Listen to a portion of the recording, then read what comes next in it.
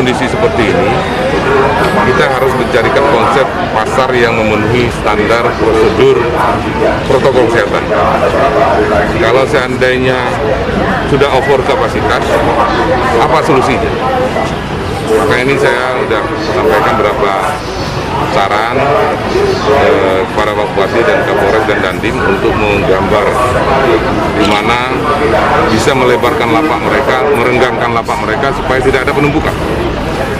Nah, oleh sebab itu semua unsur harus sama-sama kita bagaimana mendisiplinkan protokol.